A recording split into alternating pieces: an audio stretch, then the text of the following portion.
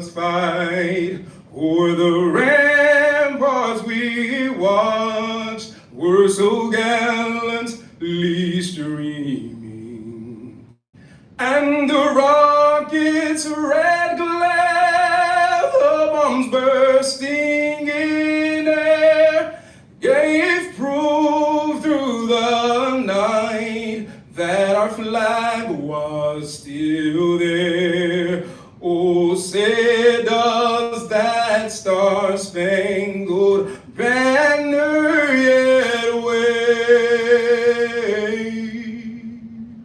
o'er the land of the free and the home of the brave?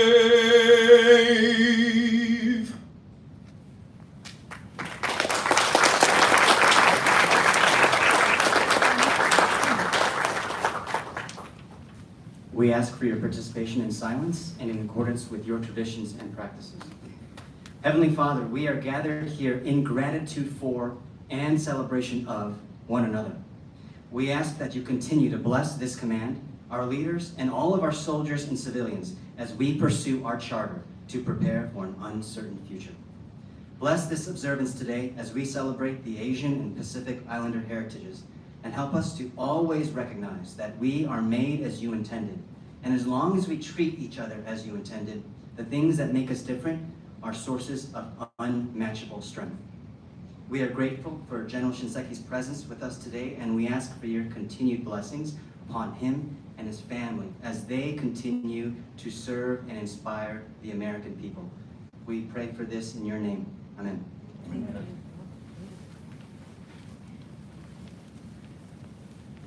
You may be seated. Thank you, Lieutenant Colonel Chung. Each May, the Department of Defense and United States Army join our nation in observation and reflection of the tremendous contributions of Asian Americans and Pacific Islanders to our country and our history. The month of May was chosen to commemorate two milestones in Asian American and Pacific Islander history. The first known Japanese immigrants' arrival to the U.S. on May 7, 1843, and the completion of the Transcontinental Railroad on May 10, 1869. Our theme today is advancing leaders through opportunity. Here to share with us why they serve is an outstanding non-commissioned officer, Master Sergeant Rochelle Eben.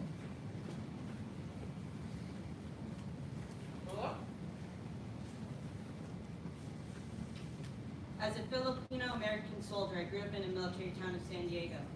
I joined the Army to be part of something bigger than myself. At first, I joined for travel, financial benefits, then I wanted a career that would earn a comfortable living while obtaining certifications, experience, and leadership in the Army. I get to experience the impact leaders have had on me and see the mark I have left on others. I continue to serve because of the multicultural and diverse people I get to meet along the way that I can call my battle buddy. As we celebrate Asian American Pacific Islander AAPI month, it is important to reflect on the contributions and sacrifices of the AAPI community in shaping the history of the United States. One of the most significant contributions was made by the 1st Filipino Infantry Regiment, which was formed during World War II. The regiment was composed of Filipino soldiers who volunteered to fight for the United States, despite being denied U.S. citizenship and facing discrimination and prejudice. The 1st Filipino Infantry Regiment played a crucial role in the Pacific theater of World War II, serving in battles such as the liberation of the Philippines, where they fought alongside American soldiers and helped bring an end to the Japanese occupation. Their service and sacrifice paved the way for future generations of Filipino Americans, and their legacy continues to inspire us today. As we celebrate this month, let us honor the brave soldiers of the 1st Filipino Infantry Regiment and all those who have contributed to the rich and diverse history of the AAPI community. Let us also renew our commitment to building a more inclusive and equitable society for all. General Shinseki, I want to express my deepest gratitude for your incredible contributions as an Asian American. Your leadership, service, and dedication to our country has been an inspiration to many, and your legacy will continue to inspire generations to come. Thank you for your service and for being a role model for all of us during AIPI month.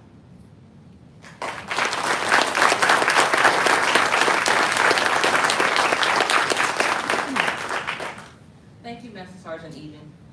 Throughout every aspect of the Asian American Pacific Islander culture, the arts are an essential part of Asian American Pacific Islander life, especially song and dance, where old legends live forever and stories are retold. From the South Pacific Islands, today's educational performance will be performed by Hiti Mahana Polynesia.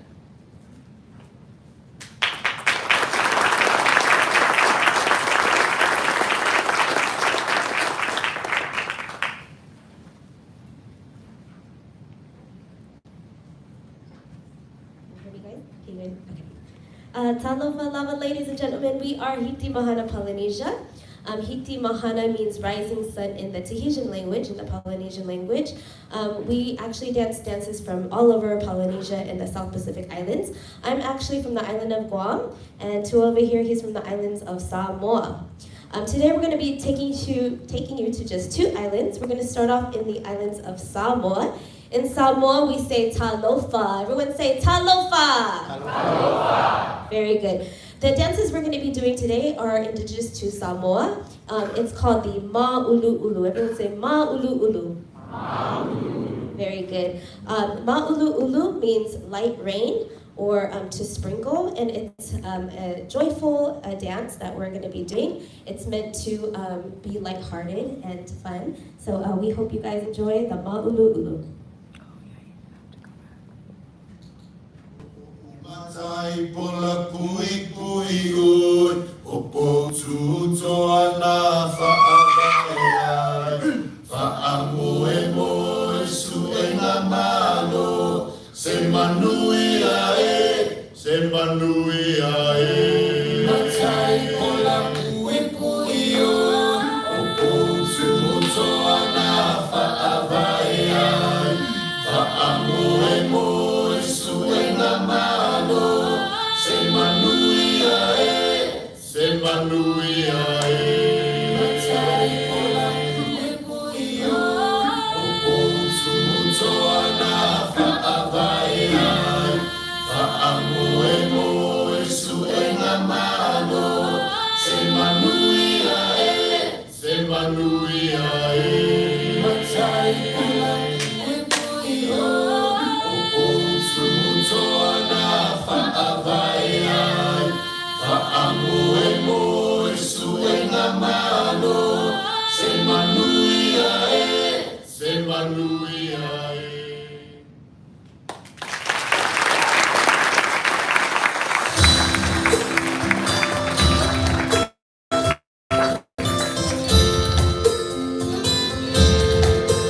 Alright, this is going to be a little love story. We hope you guys enjoy. Second part of the ma'ulu-ulu.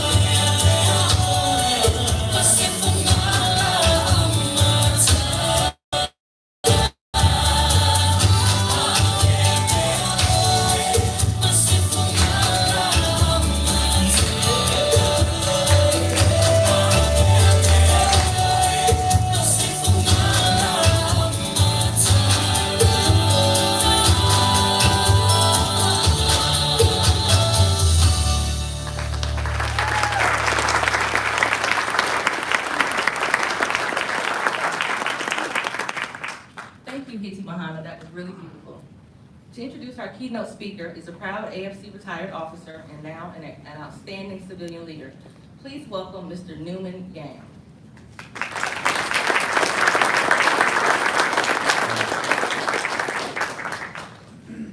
General Rainey, General Shinseki, teammates and friends of Army Futures Command, it's my great privilege to introduce our guest speaker for today's ceremony, General Shinseki. Sir, I'm taking your advice from this morning. I've cut some of this intro out for your guidance. As a fellow soldier for life, Army veteran, and West Point graduate, General Shinseki's legacy has left a lasting imprint across generations of soldiers. For me, other than having memorized the name of the Chief of Staff of the Army, General John Wickham Jr. as part of my complete knowledge during peace barracks, it was not until General Shinseki served as Chief of Staff of the Army when I was a captain and major that I recalled and came to understand the impacts of both the position and the person. I'm proud to say that I've worn at least 3 of the same unit patches, all with Indo-Pacific lineage, from General Shinseki's storied past, to include the 9th Infantry Division, the 25th Infantry Division, and the U.S. Army Pacific. Born in 1942 to second-generation Asian immigrants in the Hui, Hawaii, on the island of Kauai, the island where I was incidentally married, and shortly after the Japanese attack on Pearl Harbor, General Shinseki is the grandchild of Japanese immigrants from Hiroshima. He grew up during a time impacted by misdirected concerns related to national loyalty of the Asian American population. And to prove their loyalty to our great nation, 3 of General Shinseki's uncles enlisted and served in the storied 100th Battalion of the 442nd Regimental Combat Team, a unit composed primarily of Asian and Japanese heritage American soldiers or Nisei. It is one of the most decorated and valorous units in Army history, and that family's service and legacy undoubtedly impacted and inspired his own sense of duty and service to our great nation. In fact, General Shinseki's official portrait prominently displays 2 very important influences from his life: a framed portrait of his family and a scene depicting the combat bravery of the soldiers from the 442nd Regimental Combat Team. A 1965 graduate of West Point, General Shinseki served in a variety of commanding staff assignments at every level, both in CONUS and overseas, including 2 combat tours in Vietnam, Commanding General of 1st Cavalry Division, and subsequently as 7th Army Commander, U.S. Army Europe, Allied Land Forces, Central Europe, and Commander of the NATO Stabilization Force in Bosnia-Herzegovina. In fact, our own AFC commander, then Captain Jim Rainey, was a company commander during Major General Shinseki's command of 1st Cavalry Division, underscoring the ongoing influence and impact our leaders have on our next generation of soldiers. General Shinseki is the first ever Asian American 4-star general, and his remarkable military career culminated as 34th Chief of Staff of the Army from 1999 to 2003. Following his retirement from more than 38 years of active duty service, General Shinseki was later nominated and served as the 7th U.S. Secretary of Veterans Affairs from 2009 to 2014, the longest serving tenure of any VA Secretary to date. Among General Shinseki's military awards and decorations, they include the Defense Distinguished Service Medal and the Purple Heart with Oak Leaf Cluster. He is married to his high school sweetheart, Mrs. Patty Shinseki, who is also a lifetime supporter and contributor to supporting our military families. They have 2 children and 7 grandchildren. So without further ado, I am honored to proudly introduce former Secretary of Veterans Affairs and Chief of Staff of the Army, General Eric Shinseki.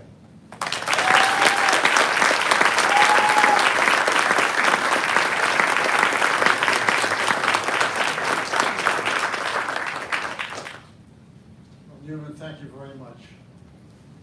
Not as short as I hoped. Thank you very much.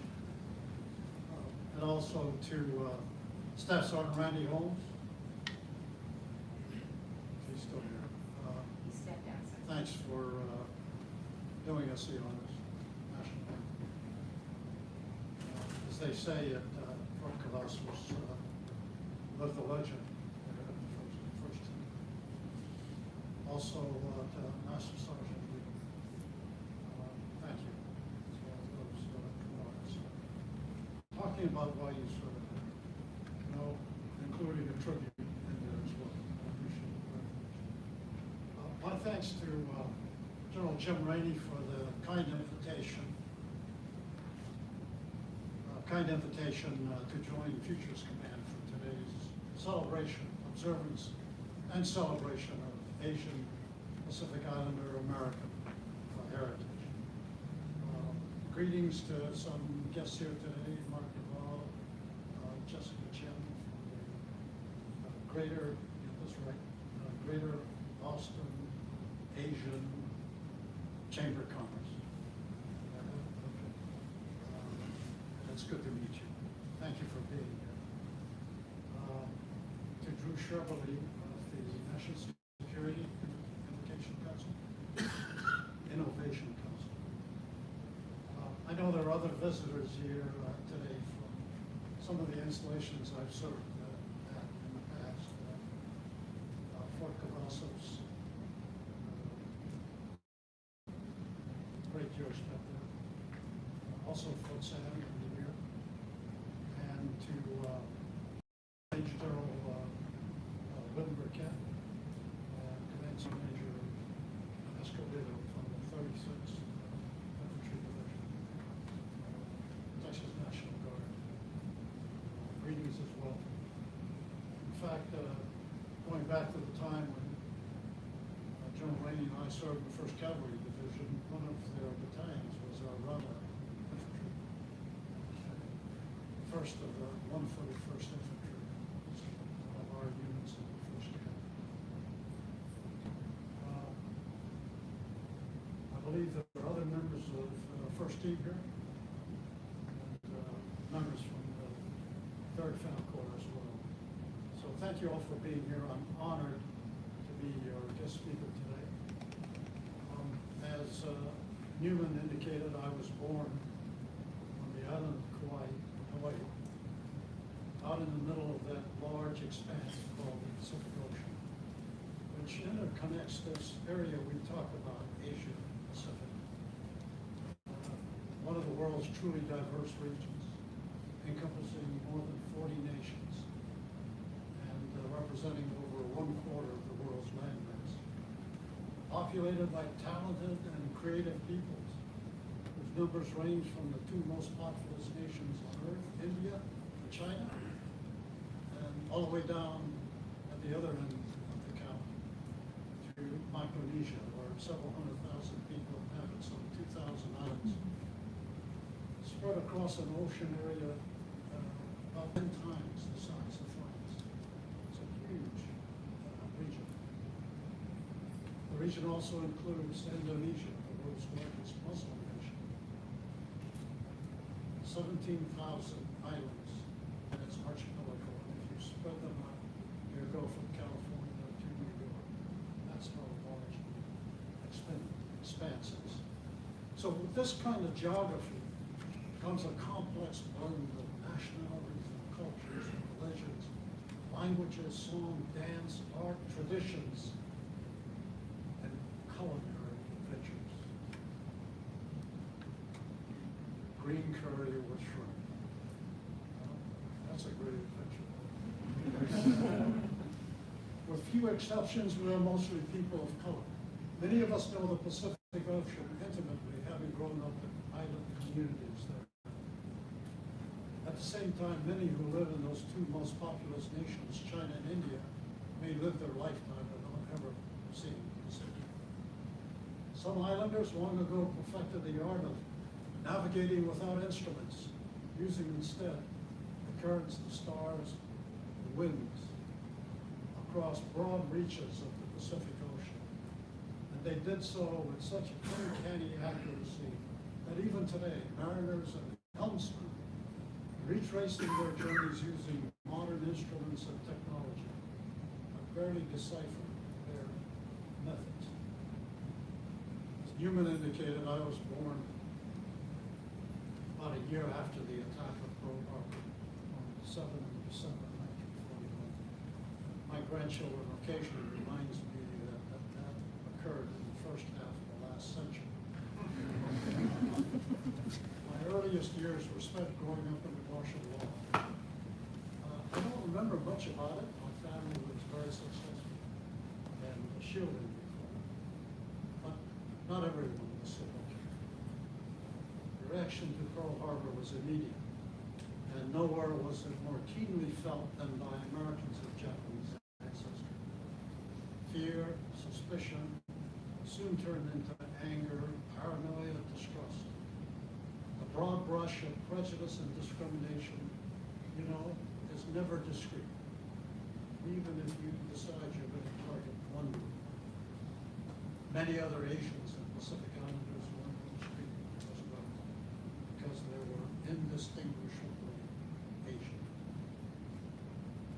On February 1942, President Roosevelt signed Executive Order 9066, authorizing the eviction and forced removal of roughly 120,000 Japanese from their homes and businesses they had spent their lifetime developing, and even evicted them from the communities they lived in, to be imprisoned in 10 barbed wire incarceration camps located in some of the most remote and desolate places in our country, and guarded by armed American soldiers for the duration of the war. If you can picture this, I'm going to talk about several Japanese American military units later. Those soldiers go through basic training, and when they complete basic training before deploying to the war overseas, they go home to say farewell to their families, much as we do today. You don't go home because you're going to be operationally deployed at the war. This is their chance to say goodbye, not knowing what will happen. So if you can picture soldiers in American uniforms going to one of these camps to engage their families through the fence, guarded by armed American soldiers. It's a tough situation, but they do it. And those families are incarcerated solely because they look like the attackers on 7 December. Americans of Japanese ancestry who quickly attempted to enlist in the military to defend this country were told that they had been stripped of their American citizenship, reclassified 4C, which amounts to enemy aliens, and were not eligible to serve. So to correct the unjustified loss of citizenship, determined leaders, both in the community and those outside the community, walked the halls of government seeking the right of Americans of Japanese ancestry to bear arms, like all other citizens were being asked to do in time of war. When the law changed, so 7 December, the President's executive order, February of 42, when the law changes in February of 43, a year later, tens of thousands of youngsters are lining up in those police stations to join up.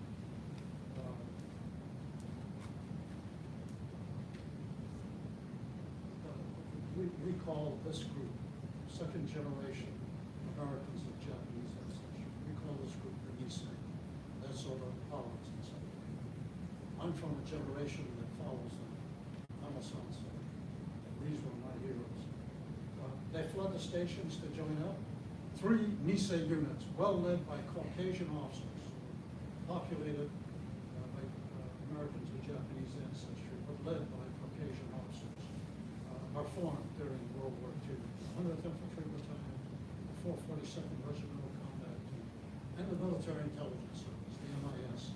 The Nisei went to war to restore the citizenship that they had lost, but to remove all doubt about the loyalty, their loyalty, and the loyalty of all the rest of us, their families, their friends, their neighbors.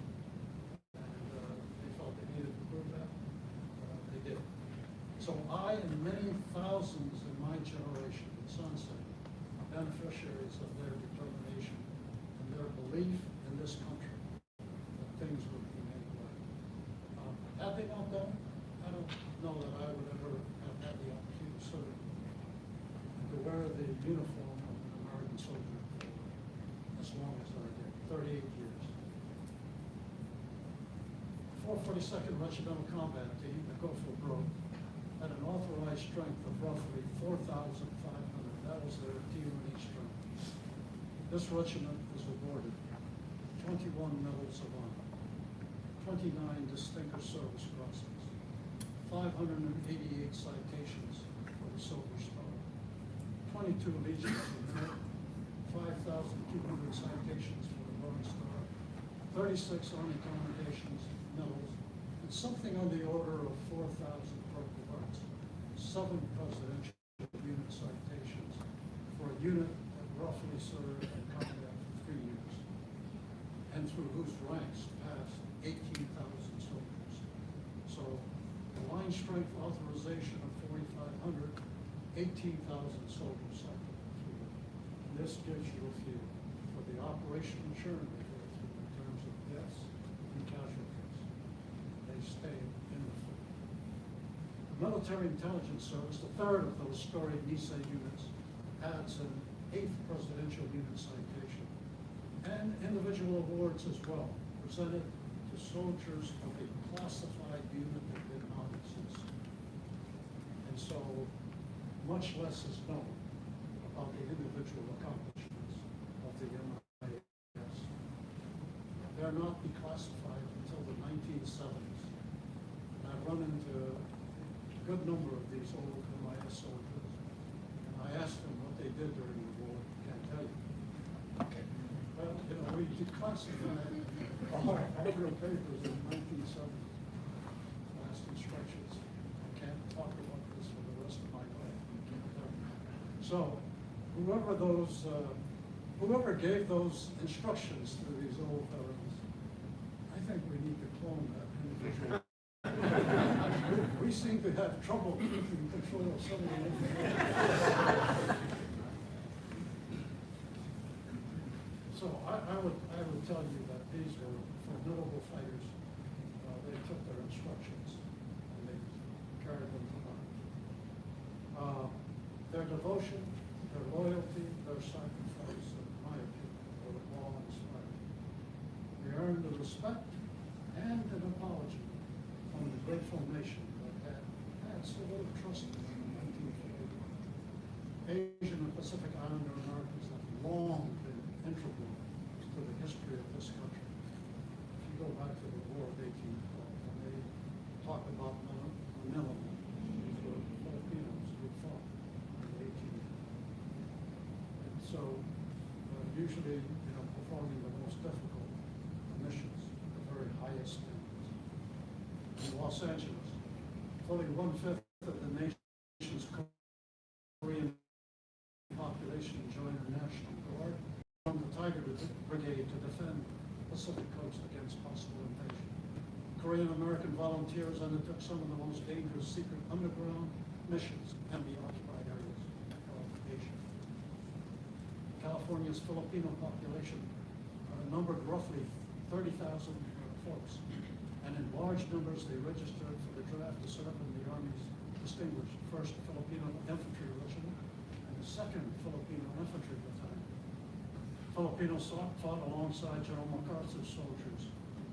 When Bataan fell on 9 April 1942, upwards of 70,000 Filipino American soldiers were thrust into what we have all come to know as the Bataan Death March, an even greater test of their courage and determination. Some escaped to fight as guerrillas against the Japanese and until they were repatriated in 1945, July of 45. 14,000 Filipino guerrillas fought for 3 years with U.S. forces to defend their homeland by providing critical intelligence from behind enemy lines.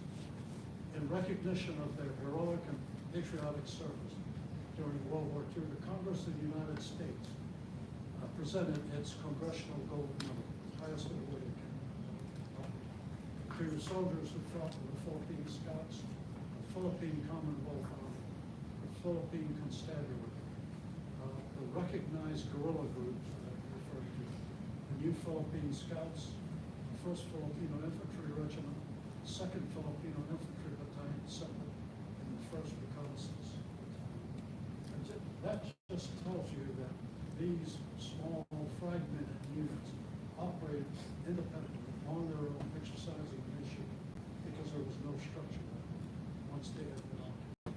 But they fought. Congressional Gold Medal has also been presented to the Nisei soldiers of those 3 legendary units I mentioned, the 100th, the 4th Platoon, and the MIS, as well as to Americans of Chinese ancestry who fought during World War II. Asian Pacific Islanders. The reason I do that run through for you is to assure you, Asian Pacific Islanders served in all of our military service during one of the darkest times in history, where survival of nations was at stake. Some historians consider World War II as one of two existential wars our country has fought. The other one being the American Civil War. Existential meaning you had no choice. You had to fight it, and you had to win to preserve democracy. In 1941, the Chinese population in this country numbered roughly 77,000. Almost 20,000 Chinese served in all branches of the military during World War II, the highest of any ethnic group. Many had been born overseas and still had families, wives, and children still back in China due to immigration policies that affect them. But they served to demonstrate their willingness to defend this country. So how good were they as warfighting formations? Well, the only warfighting formations on record are the NISA units. Everybody else served as individuals as part of other service formations. 442nd Regimental Combat Team, the RCT, became a fighting regiment on 11 June 1944, when the combat experienced 100th Infantry Battalion was attached to the regiment as the regiment arrived in Civitavecchia, Italy, from basic training in the United States. And this is June of 44. So December 41, executive order, February of 42, opened the doors for Japanese Americans to sign up in 43. And in June of 44, after they finished their training, the regiment assembles in Italy to go to war. The 100th Battalion had preceded the regiment by 10 months. They deployed in August of 43, so a few months after they were allowed to form up. The 100th Battalion had deployed to North Africa in August of 43, 10 months ahead of the regiment, and entered Italy at Salerno in September of 43, fighting its way through Monte Cassino, Anzio, liberation of Rome, along with other Allied forces, one of which was the 36th Infantry Division, Texas National Guard. So the attachment of the 100th Battalion to the 442 creates this full regiment available for General Mark Clark to push up the western corridor of the spine of Italy. The eastern corridor is controlled by the British 8th Army and a very colorful figure, Bernard Montgomery. And so you've got this competition to get north. By early September 1944, 3 months after and 270 miles after the regiment was formed, that's how far they went. 3 months, 270 miles of heavy fighting. They reached the Arno River at the top of the boot in northern Italy, relentlessly probing and probing and probing, trying to break through a defensive complex, the final belt, Germans in the director, called the Gothic Line. A rugged, well-prepared system of entrenched mountain caves, concrete bunkers, complete with mines and booby traps, and interlocking automatic weapons files from keyboard locations. Then with little warning, it sometimes happens in combat. This is September 24. A little warning over the profuse objections of General Mark Clark, who was about to assault the Gothic wall. 10442, along with other units, are moved from this task organization, and they're sent north. Sent to by ship to Calais, France, to go to fight for General Patch, Alexander Patch, 7th Army. And that effort was the south side of the Normandy invasion that had begun in June. So as Normandy is proceeding, these elements come into shore to South France. It doesn't get turned. And in the meantime, Mark Clark in Italy is told to wait.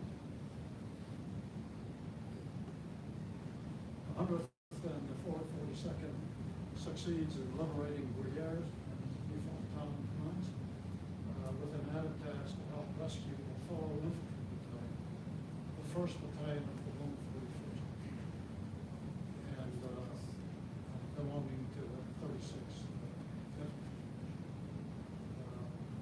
In some books, they're listed as the lost battalion, but they were Patriot battalions. And after multiple trials, no one could get them first of 141. They turned to the 442, and the 442 doesn't. Pays great price success.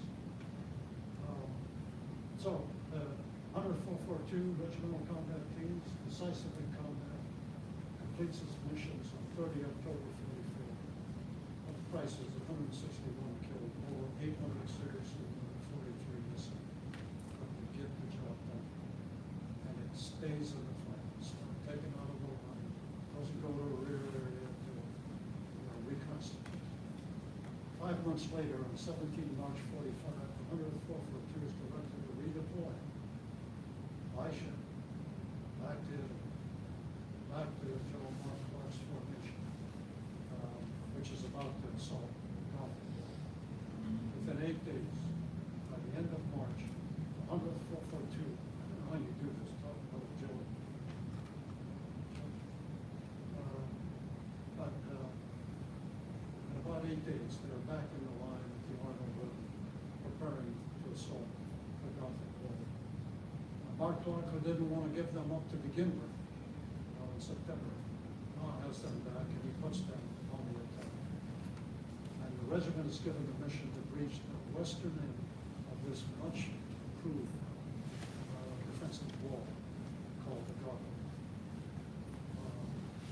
In late April 1945, about a month after its return from France, 1 month, the 10442 scales with 3,000 foot heights of a sheer face on the backside of Mount Folgorito, climbing hand over hand, in silence, for 8 hours in the dark, over goat trails that become in places only one person wide, holding on to the pack of the soldier in front, and with instructions that anybody who goes over the side, no notice, keep it to yourself. Otherwise you jeopardize the assault. So they do this, 8 hours climbing in the dark, touching soldier in front. And by dawn, Mount Folgorito has been surmounted. And at first light, actions on the objective begin. And they begin to dislodge the entrenched forces anchored at the western end of the Gothic line. Within weeks, the entire line collapses. And as the Germans decide to move on. So how good is any warfighting formation? We can only read the battle summaries. We don't ever get to see the individual heart of the individual soldier. We learn a lot from reading the battle results. Good units, good warfighting formations, fight with their team. Famous cliche from excuse me. What it does tell you is the 10442 is much in demand.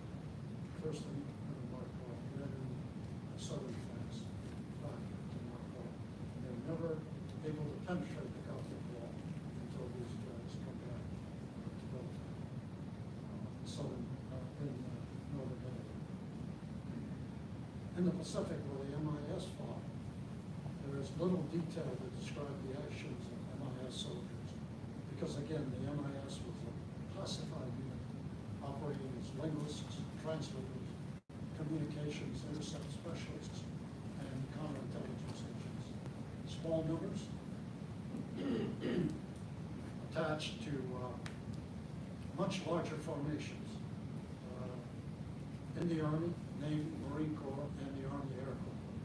MIS soldiers were always at risk because they were operating in such small numbers, subject to being targeted by the enemy, subject to being mistakenly targeted by friendlies, and also by locals who had suffered under occupation in Japan. And so the MIS was never without risk. Being a part of every service, the MIS participated in every major operation throughout the entire Pacific campaign.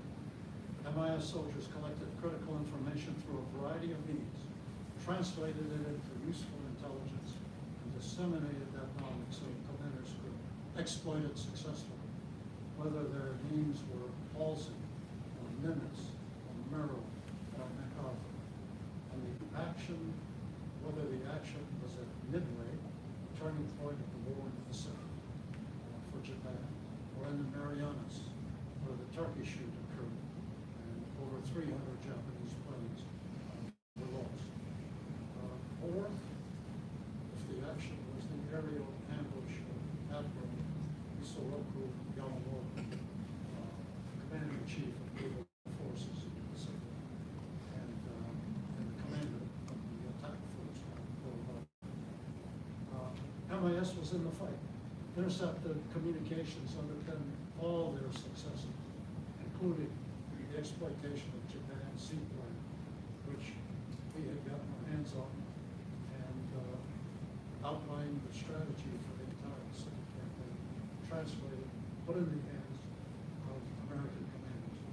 MacArthur acknowledged the work of the MIS when he declared, quote, "At no time in the history of man that in any army no information about its enemy in advance and with complete accuracy is the U.S. Army."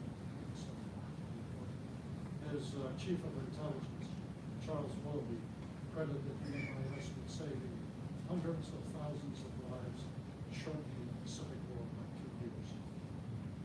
So, in wrapping up, I regret that this morning I've spent so much time focusing on just the military contributions during World War II. But World War II was an existential war, and we ought not forget that we ought to learn from that. It is part of our heritage, we need to be proud of it. And also, I regret spending so much time on the Nisei piece of this.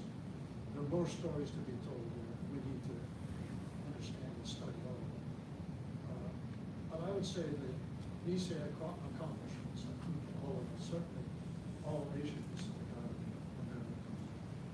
You know, if it's difficult to distinguish amongst the various Asian Pacific Islander communities within the larger community, and it can be, then that brush of bias and discrimination, which I mentioned earlier, is applied broadly.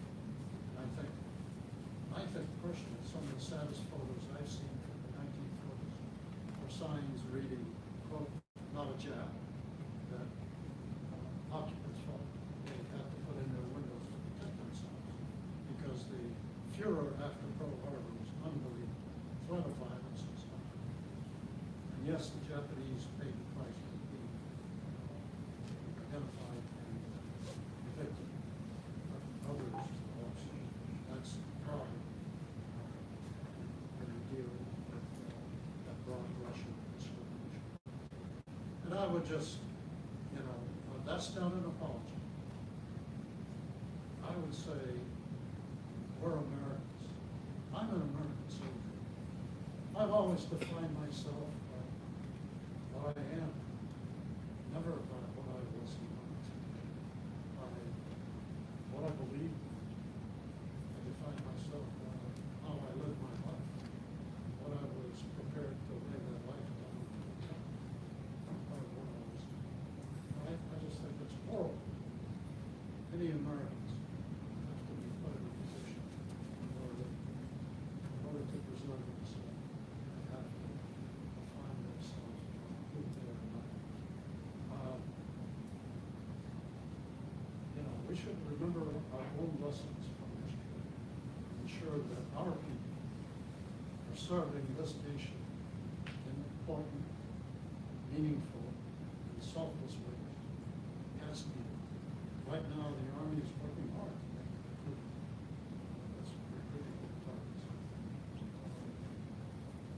us to attract young people to spend some time with this best and greatest army in the world. So, whatever we can do, our history is important. Sometimes that history is enough to build an insulation that's been 2 or 3 years ago. There's plenty to be done. And I can assure you, we won't be bored serving in the Army. As I've said before, and others have before, if I had to do it all over again, I'd ask the same woman there. I'd do my best to convince her to go spend time with the U.S. Army. God bless all of you. I hope you live interesting lives. I ask you to do good for others. Thank you all very much.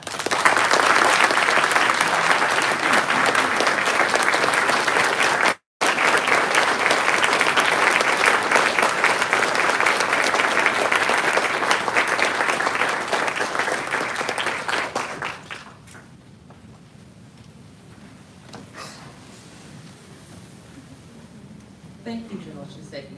We appreciate your encouraging and insightful words, as well as your contributions to the AAI community in the United States of America.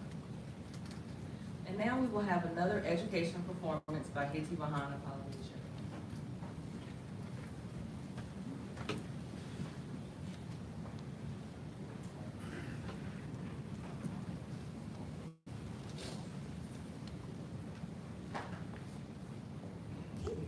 All right, we are now going to be traveling to the islands of Tahiti now.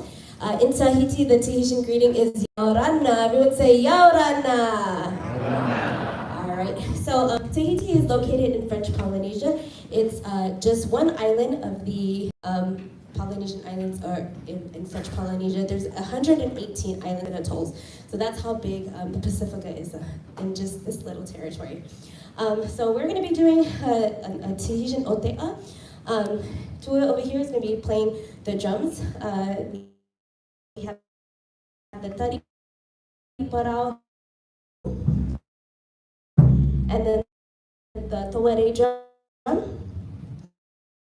And this is otea mama whenua, which means Mother Earth.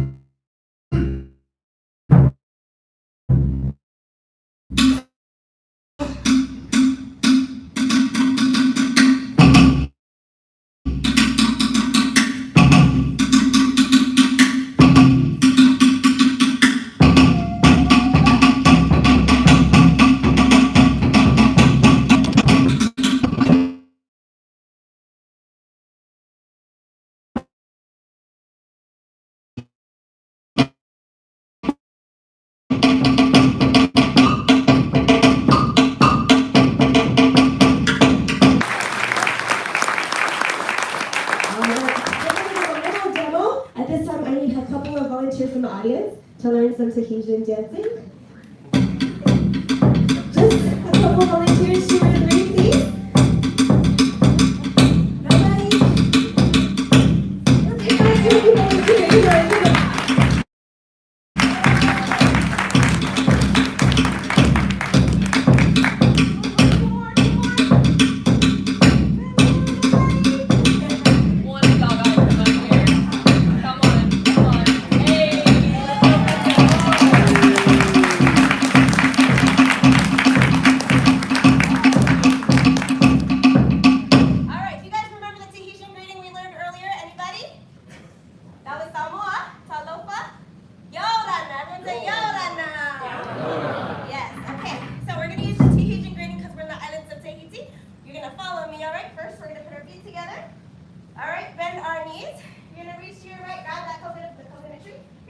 To your right hip really tight. Okay, that's easiest to remember, right? When I say bob the coconut, you're going to swing your hips to the left. you gotta make sure you bend your knees, and that's how we get that big hip swing. Here we go. Walk the covenant. All right. Walk that covenant. 2 times. Covenant, covenant. 3.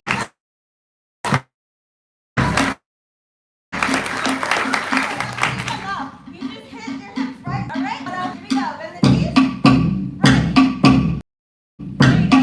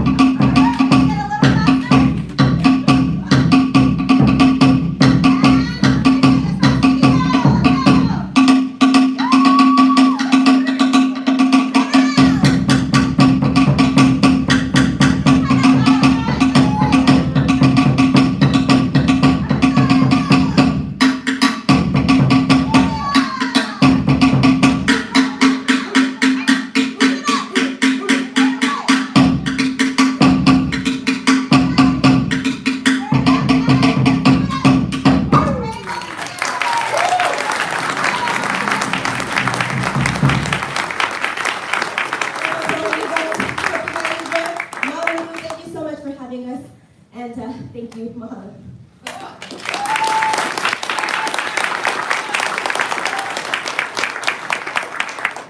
Thank you again for that wonderful performance. Now we will have remarks and a presentation by Mr. Mark Duval, Interim President and CEO of the Greater Austin Asian American Chamber of Commerce.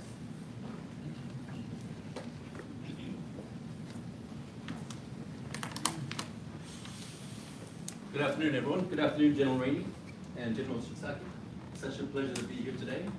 We also have some other very special guests. Mr. Nelson Young, thank you for helping to set this up. I know Dean Hatfield and also Mr. Drew Chevrolet, who actually introduced us to the command. I'm delighted to represent the Greater Austin Asian Chamber of Commerce. It is a lot of words to put together. We call ourselves GAACC. If there's anything I can do as the interim CEO is to change that name. We'll get to that. It's actually a great honor for me to represent the Chamber and to be here today to honor your service and honor and the commemoration that you just gave us. My family, I know I sound strange, I grew up in Africa, but my family are American. They're all based up in Yankee Land, Greater Boston, and our heritage is unfortunately the Navy. I've been a cousin who is currently the Rear Admiral of the 7th Fleet. So we're actively in the service, and I honor and respect all of your service. And thank you for your honorable service and sacrifice. You inspired so many people and so many Asian Americans as well. About GAACC, for over a decade, our chamber has been the leading partner for driving economic growth for businesses with ties to Asia and Asian Americans in the Greater Austin area. We do this through all kinds of programs, but primarily we're focused on advocacy, on connections, building connections, and on education, educating our communities. The Chamber really acts as a super connector, and we're proud to be part of the kaleidoscope of cultures and people, diversity of the Greater Austin area. We're focused on 2 really strategic priorities here in Austin. One of them is to facilitate and accelerate Austin's globalization. Austin is really focused on becoming more of an international city, and we're proud to be a part of that, particularly with the focus, of course, in Asia. But we're also focused on serving our local communities and making sure that none are left behind. The AFC and the Asian Chamber began our partnership through the introduction made by Mr. Drew Chevrolet, thank you again, sir, from the National Security Innovation Council. And about a month ago, members of our chamber were invited to the AFC for a commando review and orientation where we met several senior leaders and the AFC staff. Thank you for your hospitality in helping us to arrange that event. And thank you for the Army Futures Command for inviting the Asian Chamber to the AFC. We had an amazing event. Our orientation was fabulous. We learned a lot, and we're excited about what I believe is only the beginning of a future very strong and powerful collaboration. I'd also like to thank the AFC, the Diversity Office, Dr. Victoria Dixon, and all the cultural performers who made this amazing celebration so much fun today. Thank you so much. And finally, thank you again, General Shinseki, not only for your lifetime of honor, service, and sacrifice, but the commemoration that you just gave, I think, is a proud summary of contributions from so many Asians to our history and the challenges that were faced in those awful days. Thank you for your trailblazing career as well. I know you faced many challenges in Washington, D.C. You handled them, of course, with a great honor, and I respect you tremendously for that. Thank you, finally, as being the first Asian American in so many important orders.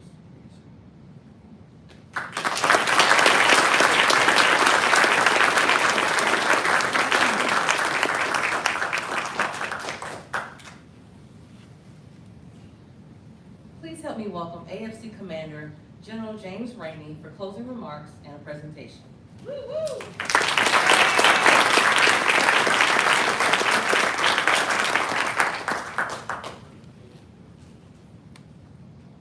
Okay, all right. I'm the only one who didn't get the whole plan. Hey, well, thanks a lot. I appreciate everybody who put time and energy into this celebration. I think that was the right word for what we've been doing here, celebrating this great country, the diversity of our country and our Army, and the fact that we make our opinions about men and women on an individual basis based on their character, their contribution. We don't group people in a big pot, make ignorant assumptions about any group. Country, the Army's a lot of, I love the Army, I'm a little biased, but the Army's a lot of things. It's put our country on its feet and kept it there. Leadership factory for the country. I got speeches on all these different things, but it's also the biggest vehicle for social change and social improvement in our country, in my opinion. The whole military, the Army. You can join the Army, you can be all you can be. You can join, you graduate from high school without a felony, you can be anything you want to be.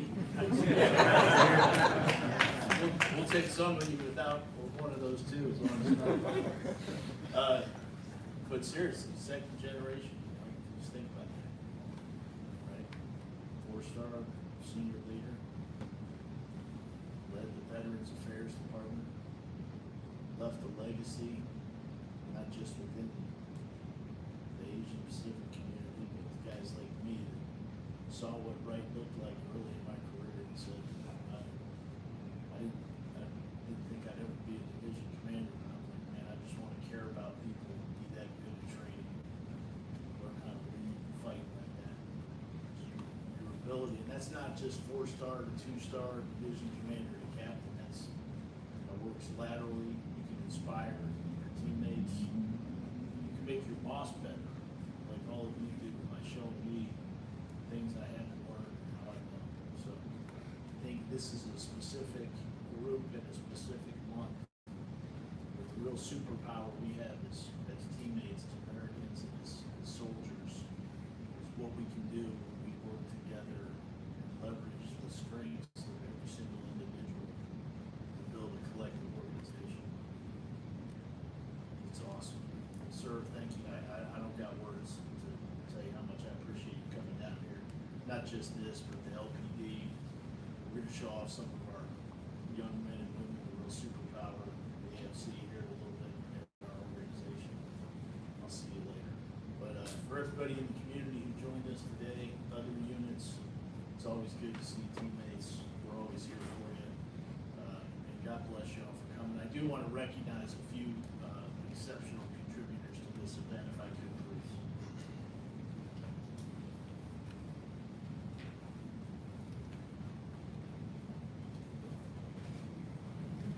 How about giving them one more round?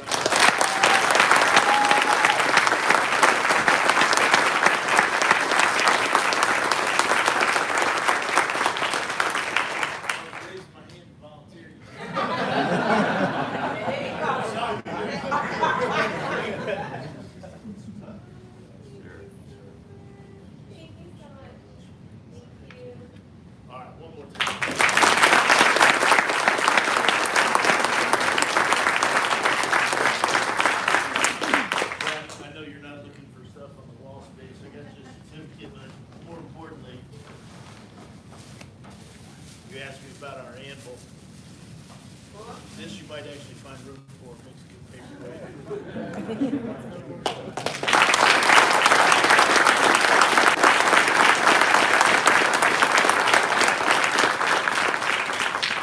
Once again, for all the backside support, people put this together, driving, setting up. Let's give one more round.